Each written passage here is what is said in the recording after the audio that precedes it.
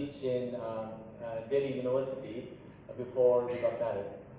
So I'm truly delighted because Calcutta was not only the center for India's Renaissance, but I would like to make the case today in my talk that what is happening in the world right now points to certain insights that were being discussed and advanced by the masters who lived in Bengal and Kolkata.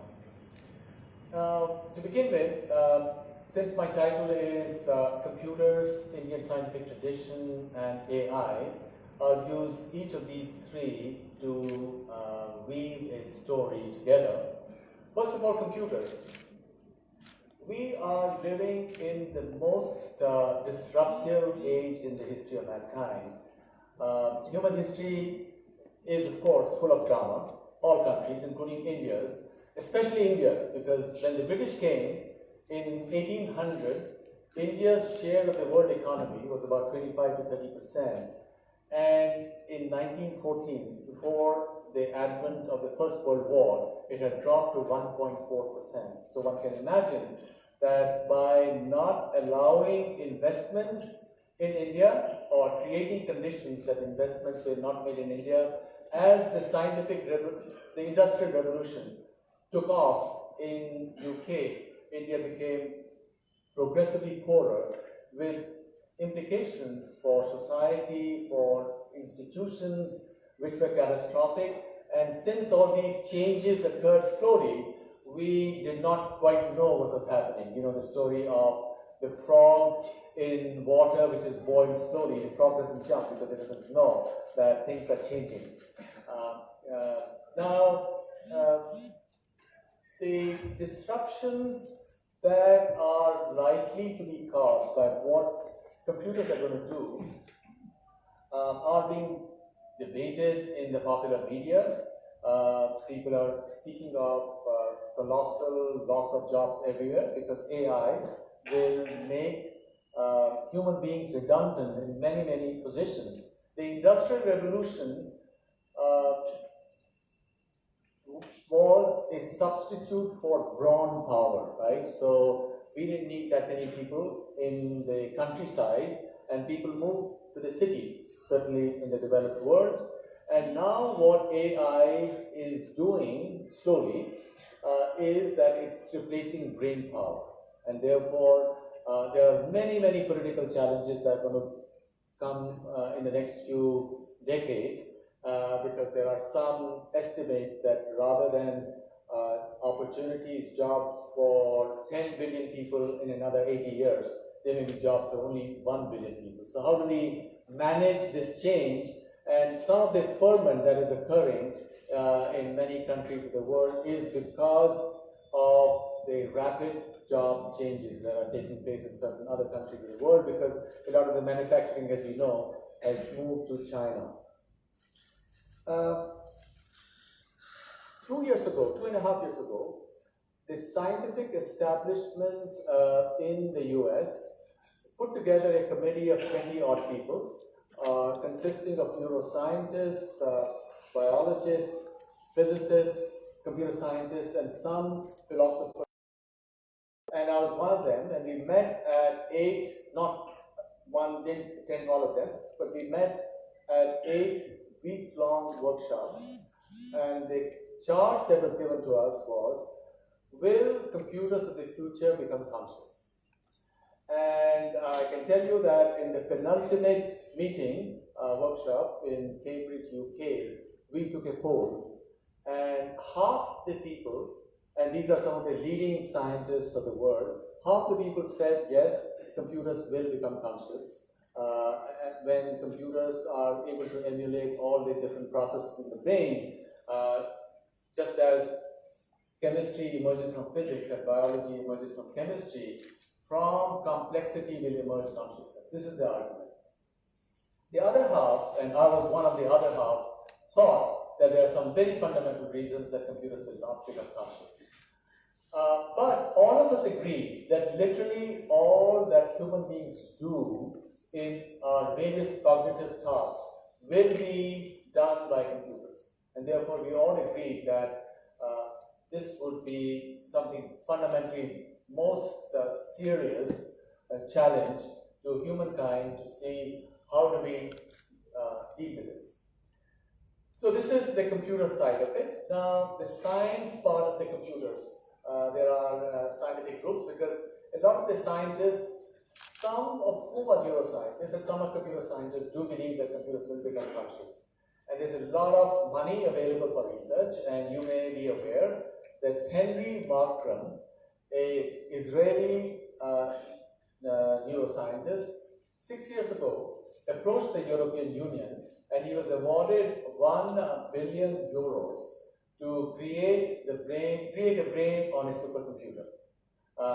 And 2 years down the line, people realized that that was too big an order, and maybe this was not going to happen, and therefore this whole objectives were downgraded to perhaps creating computer programs which would be helpful to the neuroscientists.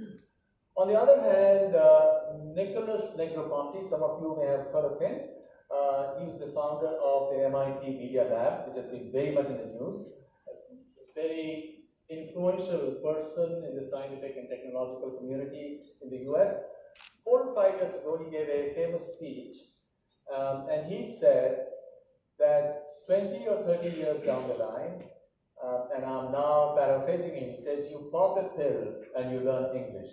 You pop another pill and you learn Shakespeare. You pop another pill, you learn Mandarin. In other words, what he was trying to say was that humans would have discovered the chemical basis of memory and cognition and so on, which personally, the other 50% who believe that consciousness will not be what computers will ever be able to do. So there are all these currents, and this is a subject of intense speculation, that would be the right word, amongst scientific circles and in the lay, amongst lay persons in journals and magazines. The governments, both in Europe, the US and China, are supporting many of these programs related to what the eventual capabilities of computers will be. And certainly, as I said, everybody was agreed that computers will replace humans when it comes to most cognitive tasks, and perhaps in some creative tasks, because creativity is not just inductive decision making, there is something more fundamental that comes in. Which brings me to the second part of my talk, which is the Indian scientific tradition. It so turns out, due to various reasons, partly because of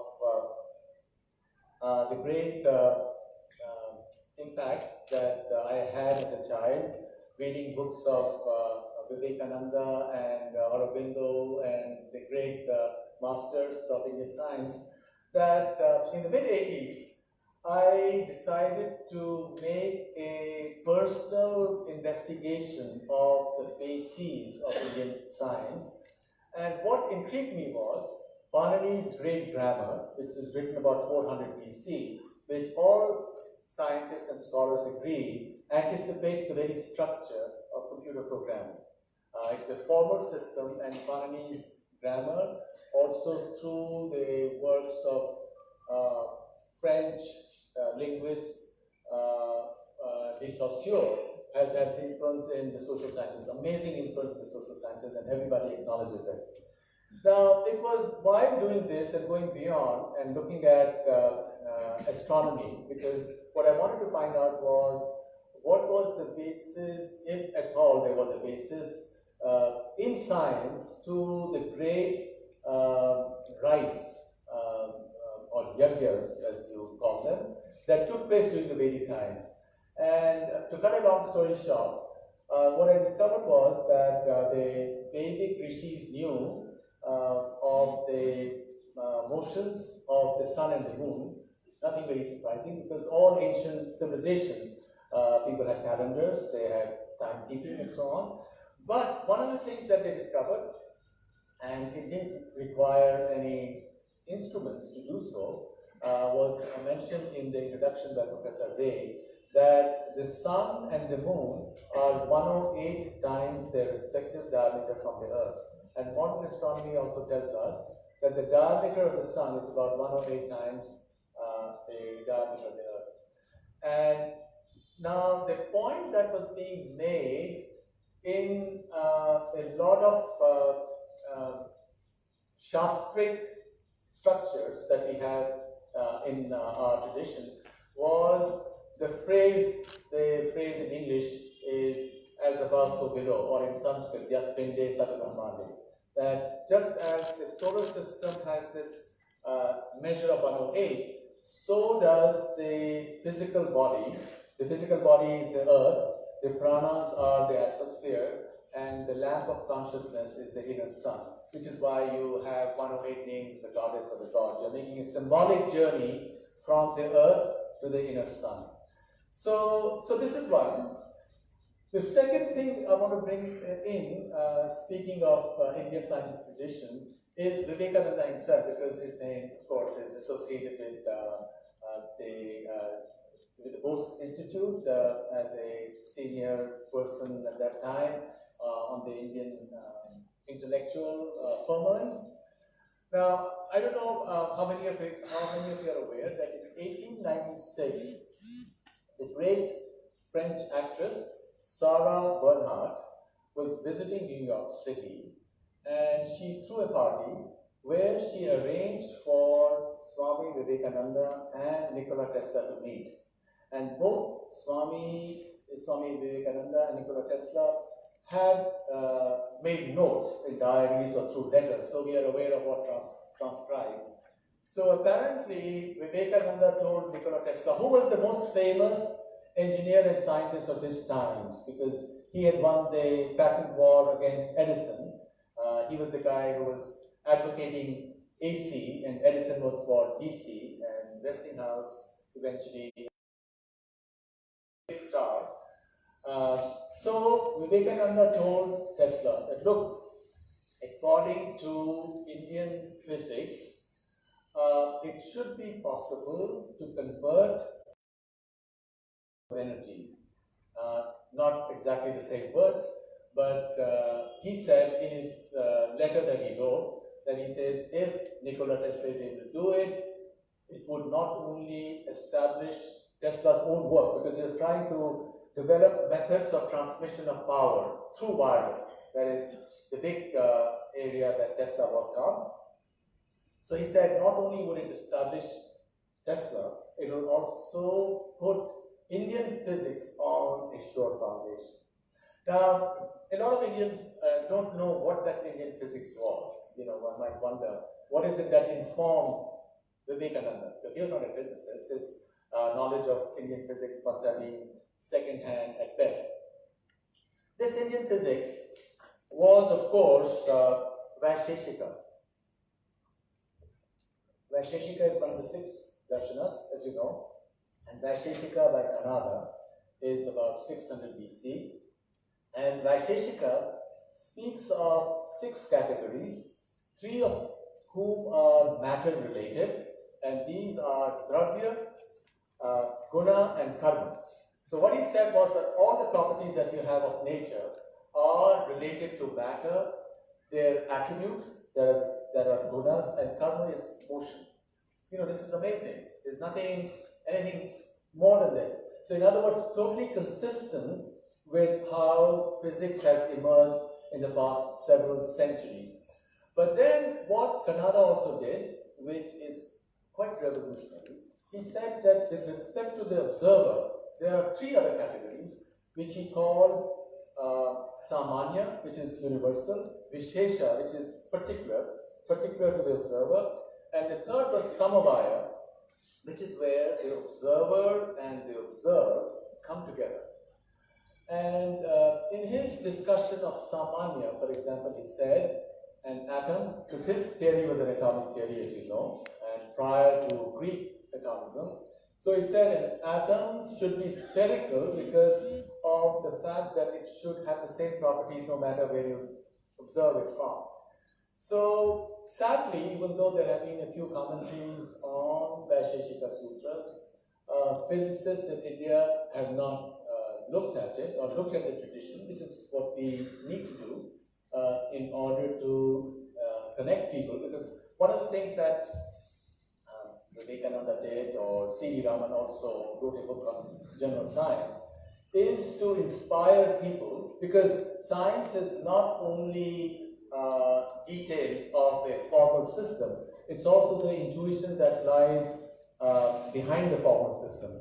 And that's where all of this helps us inspire ourselves to look at things which go beyond current science. Now, we do know that current physics is facing a great crisis. All of the theories of physics that we have deal with only 0.5% of the observed universe. 95% is dark matter and dark energy, and 4.5% is interstellar gases. So it's based on only 0.5% that all the theories that we have. Or of course, you could also put it somewhat differently and say that maybe the framework that we're using right now, because we can't explain why the galaxies and stars are moving at speeds which are not allowed by either Newton's theory of gravitation or Einstein's theory of gravitation. So there is something missing. And this is precisely the kind of situation which existed in the 1890s and 1900s, especially 1900s, the first 2 decades, where after the atomic structure became, the general contours of it became apparent, there were attempts to explain why the electron does not fall into the nucleus, because the nucleus is positive and the electron is negative. And there was this huge crisis which existed prior to the evolution of the framework of quantum mechanics. And Erwin Schrödinger, one of the 2 creators of quantum mechanics, in his own autobiography says that the key idea of superposition, which is at the basis of quantum mechanics, 2 basic ideas are superposition of mutually exclusive attributes. The other is collapse when you observe the system. Then you can get access to only one set of those attributes based on certain probability relationships. So Schrödinger claims that the key idea of superposition came to him from one of the Mahavakyas of the Upanishads, and the Mahavakya being I am Atma Brahma, that this Atma has or represents or mirrors the entire cosmos. So in other words, since the entire cosmos has all kinds of opposites, therefore this cell must also have all kinds of attributes. Therefore, this was the key intuition, according to Schrödinger himself in his autobiography, that led him to the very creation of quantum mechanics, which, as we know, is the deepest theory that there is, because without quantum mechanics, you cannot explain chemistry. Without chemistry, you cannot explain biology. And certainly without biology, you cannot explain neural structures in the brain.